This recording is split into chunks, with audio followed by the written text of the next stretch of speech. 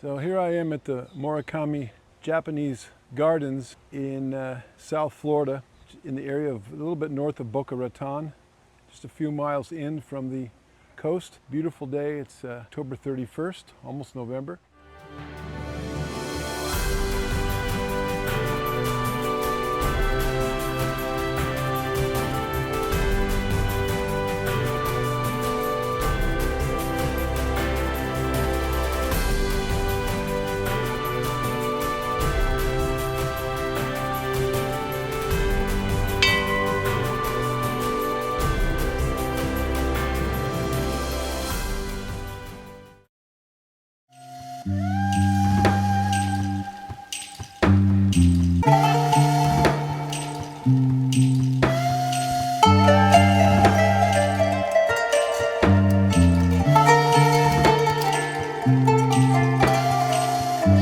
This is a really unique Japanese garden. I've had the privilege of visiting a number of Japanese gardens around the United States and in several foreign countries on several continents.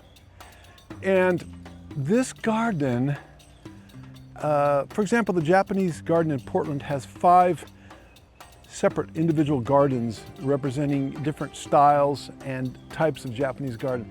This Japanese garden, the Morikami Japanese garden, is really cool because it's a walk through time where you start in the style of the Japanese gardens in the 8th century, and during that time, so as you progressively walk around this lake, you come up through the centuries, almost the millennia, 1300 years up into the modern era, and you actually see how Japanese gardens evolved and were affected by different styles and time periods all the way up to the modern era. This is only the second major Japanese garden that I have been able to visit, designed by Hoichi Kurisu. Of course, the one that he was initially most famous for was the Portland Japanese Garden that he helped to build starting in the late 60s and into the 70s, following the plans of his mentor, one of his mentors, Professor Tono, who designed the garden. And then in 2001, Hoichi Kurisu was commissioned to build and to design and help build this garden, the Morikami, and it's one of the top, probably one of the top 10 gardens in the United States. The other 4 are ones that he has done: the Portland Japanese Garden, this one, as well as the Anderson Japanese Garden in Illinois, and then the Frederick Mayer Botanical Garden in Grand Rapids, Michigan. So I came 3,000 miles to enjoy this garden, and I had the privilege of meeting Hoichi Kurisu. I've worked in many of his gardens, personal and private gardens in the Portland area for 30 years. And I finally had a chance to meet him, Mr. Kurisu, and interview him in the spring of this year, 2024. I met the man in person. He's 85 years old at the time, and very, very gracious, a very honorable, beautiful man. So I feel like I'm walking in his footsteps and enjoying the gifts that have been given to him that he has shared with so many other people. But the beautiful thing about Japanese gardens is that they adapt to whatever flora is endemic and native to that area. And it's the art style that comes through, the pruning and the training of whatever plants you have, and the design elements that come through and shine through whatever the plants in that area may have to offer, and however the artists arrange them, along with the rocks and the water and other elements of a Japanese garden, and then pruning the trees and the plants in the sukashi and the niwaki Japanese style. This is just the entrance, as you step out of the main visitor center. And there's a lizard. He's running away. Look at that. Hey, guy. Come down the stairs from the visitors center. What types of trees these are? This is South Florida. I'm not an arborist in South Florida. But they're pruned in the same way that we prune our trees and shrubs. Same techniques. This here is a privet. That I do know. I've never seen a privet pruned this way, but it works. Beautiful. What a setting. Very typical Hoichi Kurisu stonework here as we cross over this bridge. This is the entrance to the Japanese garden itself. The reflection of the clouds into the water adds a very dynamic element to the whole atmosphere. And here is the visitor center that we just came through to enter the garden down these steps right there. So we're actually coming onto an island right now. This island, and I'm reading from the tourist, the brochure that's given out. This island is called the Shinden, S-H-I-N-D-E-N, Shinden Garden. It's a Heian period, and I don't know if I'm pronouncing these Japanese words correctly. And this from the circa 9th to the 12th centuries. Japanese nobility of this era adapted Chinese garden design ideals that featured lakes and islands and emphasized informality and appreciation of nature. Such gardens were usually viewed from a boat. So this is the Shinden Garden, and we're on an island, and we've got white pines and other interesting plants all around us. And everything is pruned in a way that you can actually look through and see the water and see various elements beyond. And the pine trees are really nicely pruned. And here's another bridge that takes us to the next garden. Now we're leaving the one island and going across another bridge.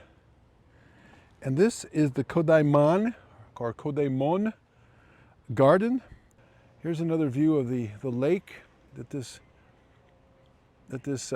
garden surrounds. So I prune primarily in the sukashi style of Japanese pruning, and that's where things are very airy and open and natural looking. This is the Newaki, where they prune things on parallel planes, and they put the bamboo in here to train the branches to spread out. And it's a very caricaturized style of pruning. It's really not my cup of tea, but it's very typical of Japanese style pruning.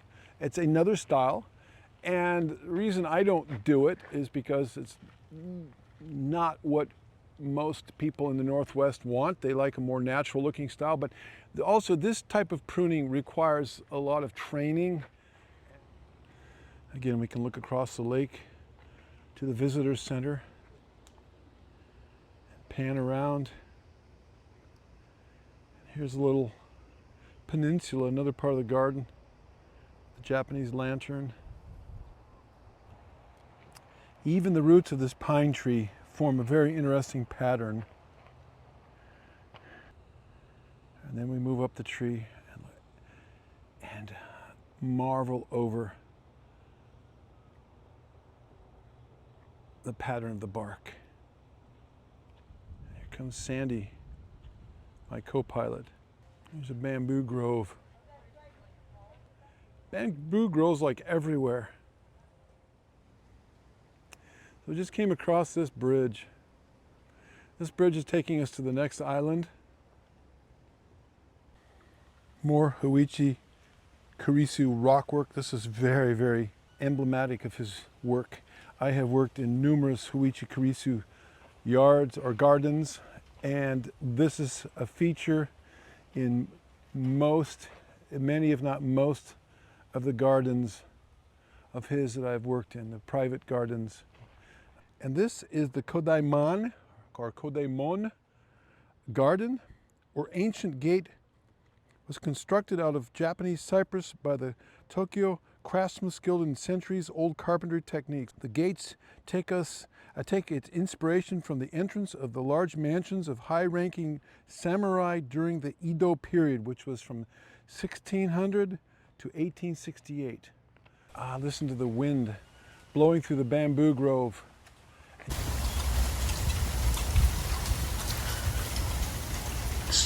Squeaking and creaking, and almost like a wind chime hitting up against each other.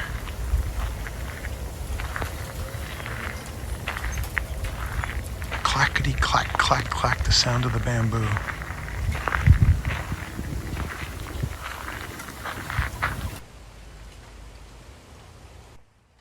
Place of reflection, quietness, solitude, solemnity, slowing life down, stepping into a whole other realm and dimension. Life just slows down, you relax, you breathe deeply, and enjoy the quietness and the peacefulness of it.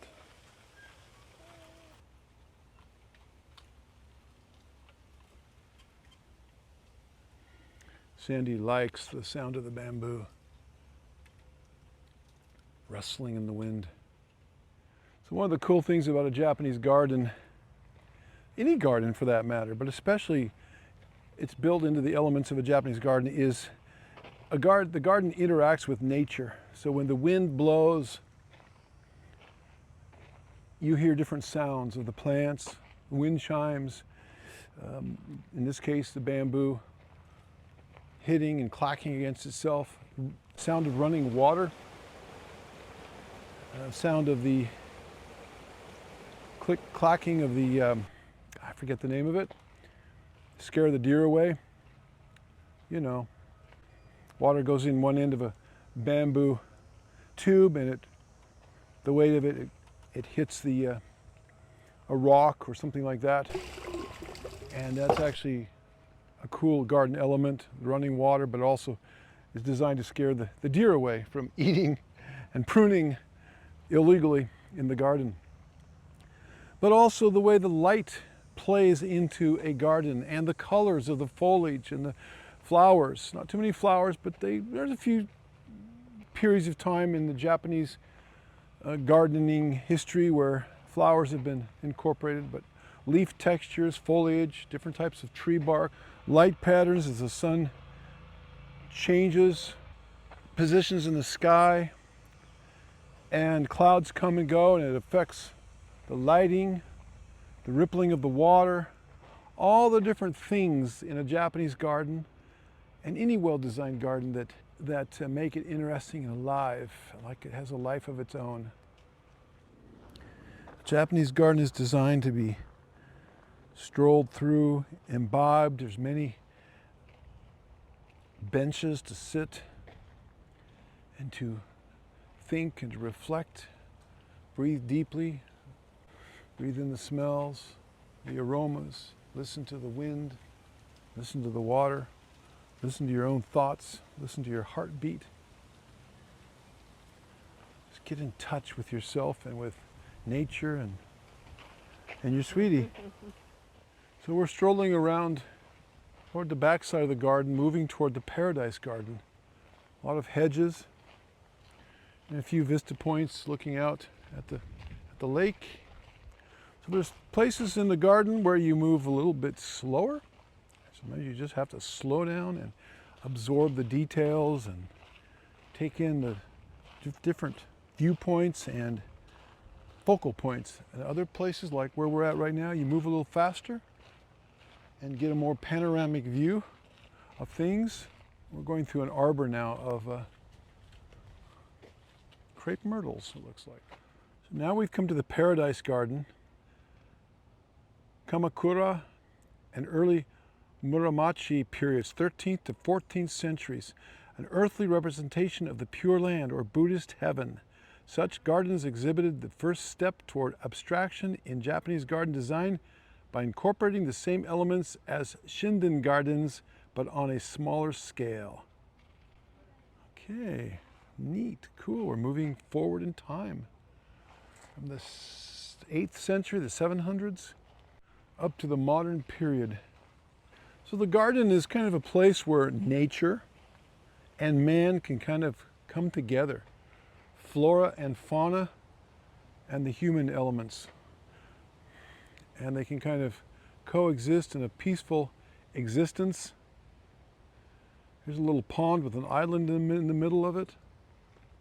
And it looks like a bald cypress. Here's a rock, a sedimentary rock with shells in it. Fossilized shells, or shells have been incorporated into the sedimentary rock. And there's ferns growing out of it, epiphytes, out of the rock. Yeah, it's beautiful. A focal point. You're wandering along this path, and all of a sudden you come into this rock. It's just kind of lunging out at you, begging you to stop and admire it as it kind of projects out into the path. So here's a trash can. Japanese garden style trash can. Classy. Here now we're entering the early rock garden, the early Muromachi period, 14th century, a landscape design which expresses nature in a more abstract manner by eliminating water but suggesting its presence. Such gardens were inspired by the newly imported sect of Zen Buddhism and were in imitation not of nature directly, but of early Chinese landscape ink paintings. So, some real interesting rock features here. There's the tree with many roots coming down, aerial roots of some sort or the other. And here's a raked garden, which typically is called a Zen garden or a raked garden, emulating or suggesting a seascape or water, but without the use of water. We're still in the rock garden, and now we're coming to what's called the late rock garden, the Muromachi period, 15th century, 1400s, a completely abstract garden, space enclosed by walls and composed principally of rock arrangements and coarse gravel as an aid to meditation as a Zen Buddhist discipline. So you sit on the benches and you contemplate. Right now I'm contemplating that I'm hungry because I haven't eaten since breakfast about 7 o'clock this morning. It's okay though. We'll practice a little asceticism and enjoy, deny the cravings of the flesh and enjoy something at a little bit higher level. Now we've come to the Hiraniwa flat garden, Edo period, 17th to 18th century. Evolving out of late rock gardens, flat gardens make liberal use of plant materials and often incorporate open space by relying on the design technique called borrowed scenery, shakai. So we're going to look for borrowed scenery, which is really a cool thing where you incorporate into your garden background scenes that are like distant hills, distant forests. This garden, while the scenery in the background may not be a part of the garden per se, but you can look off in the distance and you can see the scenery beyond. Look through and see the scenery beyond, and it forms a part of the garden that you are viewing in the foreground. Or here we have a really good example of it. We have the rock garden, the Karasunsui, Then we have these hills here. Actually, these low-lying plants represent hills, and then more hills, the sheared bushes.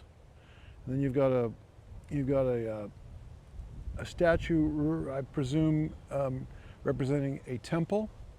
And then in the back, across the lake, you've got the outline of the pines, and that would be the borrowed scenery right there, which actually form part of the landscape here in the foreground, and that's what's called borrowed scenery. So it actually makes the garden look bigger than it really is. And you can say the same thing about the pines. If you look through the trees, we see the pines back there through the trees. More borrowed scenery. So we've just come to our first stream, and it meanders down here past this Japanese lantern and empties into a drain, which is not very Japanese, but it's practical. Now we come to what they call the modern romantic garden, the Meiji period, late 19th to early 20th century, often reflecting Western influence. A garden of this type also breaks from the earlier tendency toward abstraction in garden design by returning to direct observation of nature for inspiration. That's kind of where I fall in my pruning styles, direct observation of nature. And I think in the Pacific Northwest, where I live, that is something that resonates harmonically with the Pacific Northwesterners, is nature and natural beauty, which we have a lot of in the Pacific Northwest, with our mountains, our valleys, our canyons, and our seacoasts. So we're in this more modern type garden with the flowing water, a spot here where you can kind of stand on this rock and view, hear the movement of water.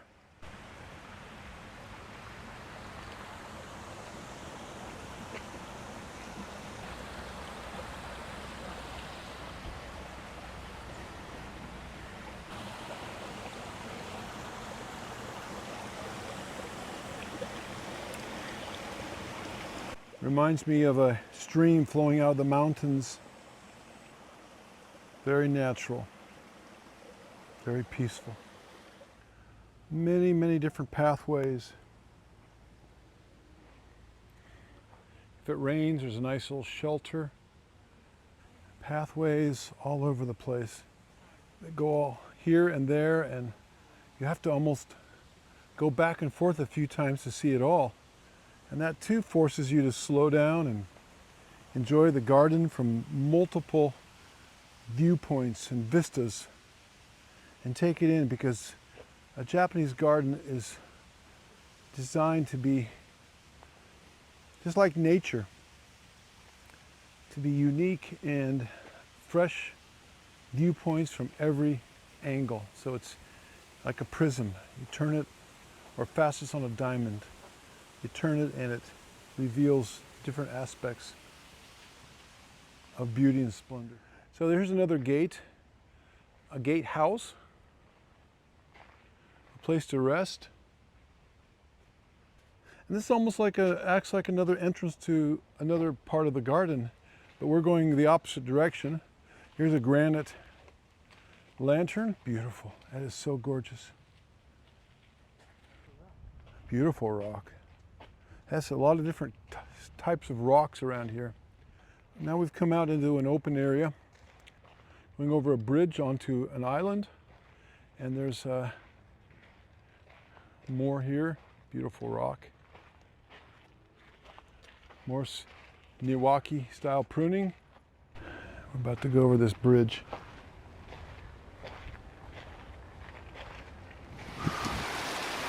Here's a pavilion.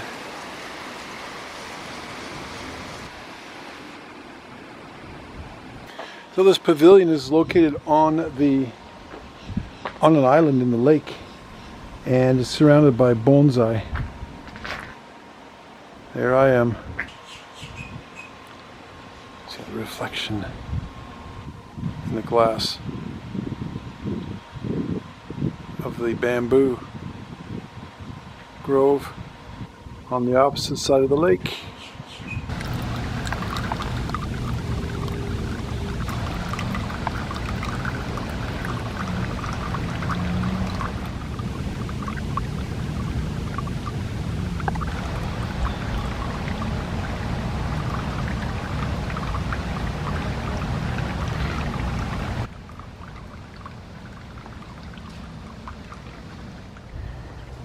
And here is a whole courtyard full of bonsais that are in training.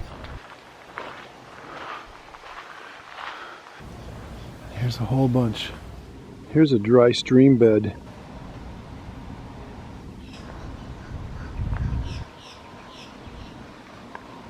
Flows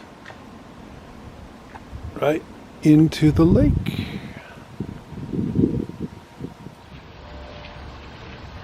Now we're in the bonsai garden.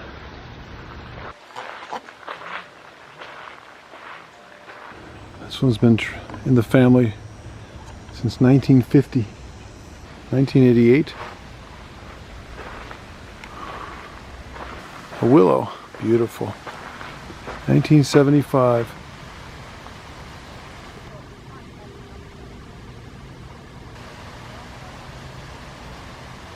Beautiful branching structure. Schefflera, 1990.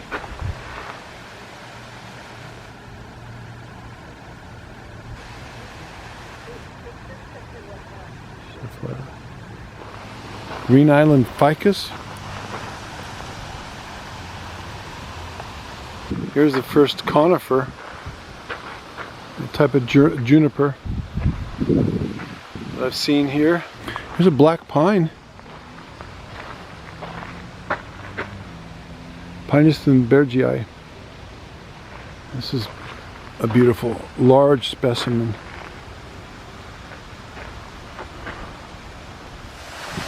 Here's the waterfalls that we saw the back side of. Very beautiful. We're walking off the island. Oh, there goes the heron. He flew across.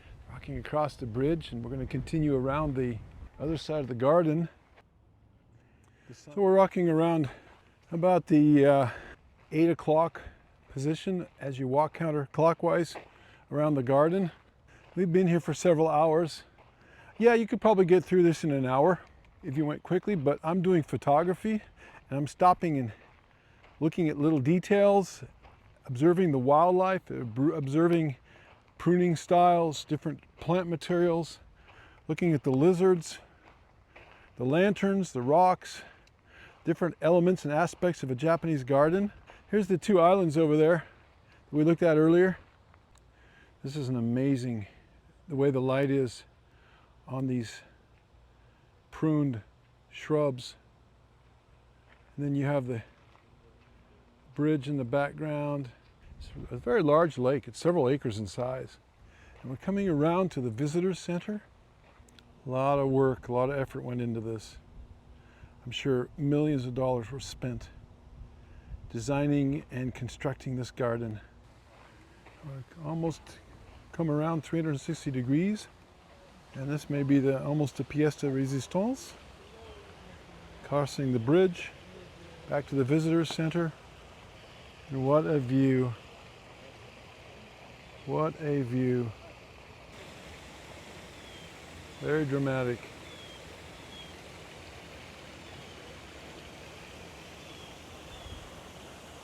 You can even smell the water.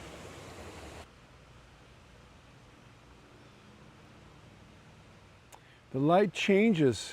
We've been here several hours, and you can walk around this garden multiple times during different parts of the day and enjoy the way the light plays on the garden and highlights different aspects of it at different times of the day.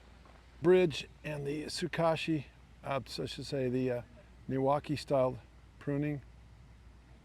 Coming back, we've made full circle. Started here and went all the way around the lake. Wandered around all the paths, out on the island, wherever it is, it's out there somewhere. Came all around and came back here. Here we are, full circle. And we've been doing this now for about probably 3 hours. When I first came into the garden a few hours ago, the sun was in a very different position. The shadows and just the whole look of the garden from this vantage point. I'm on the steps of the visitor center. One of these plants is not very happy. It seems to be dying. This is another view of the front of the Morikami Gardens as you approach the visitor center, but we're looking at it as we go out. And it's absolutely phenomenal. Like all aspects of the garden.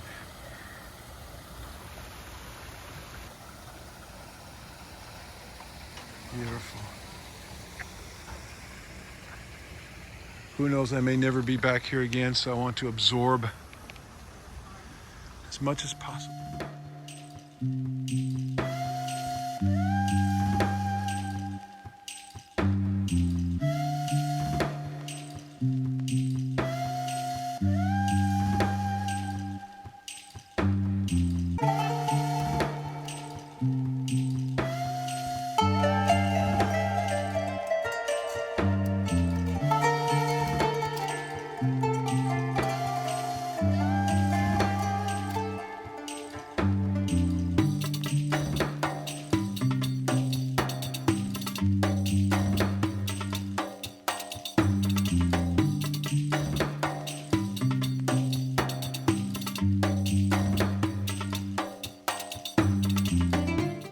This is at the entrance to the garden.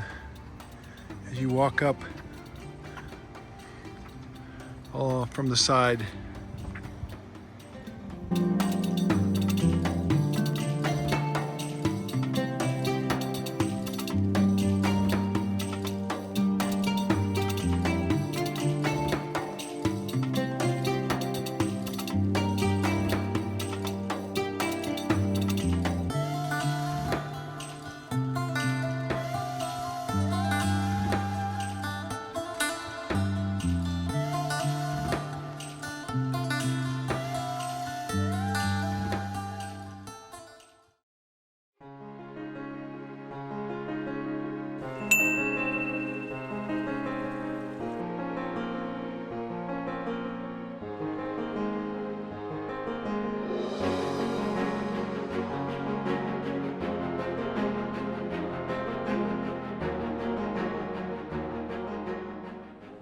Here's a turtle. Look at that guy. And I neglected to mention the wildlife is another element of the Japanese garden. And there's pollywogs in there too, swimming around the turtle. It's one thing that's unique about the Morikami Garden. Alligators may be present. This is Florida after all. I haven't seen an alligator yet, but I guess they can wander here and there, and you never know. Several turtles sunning themselves right on that rock. We've got lizards all over the place in this garden too. So that adds interest. You're running along and all of a sudden there's a lizard staring at you from a tree or scampering across the path, the footpath that you are on. There's another lizard right there. Hey lizard. So a lizard just jumped out. There he is. He was running on all 4 or 2 legs. We encountered a plethora of iguanas in the garden, all different sizes and colors. There's an iguana sunning himself on the rock. He's enjoying the garden in his own way.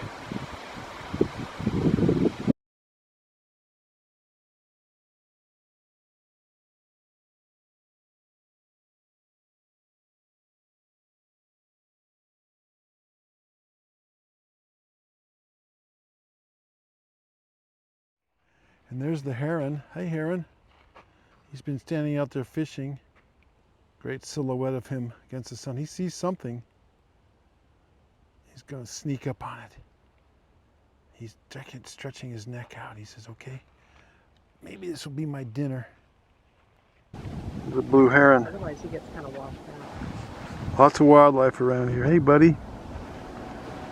Oh, he's picking things out of the water. He's just going about his business as people are watching him.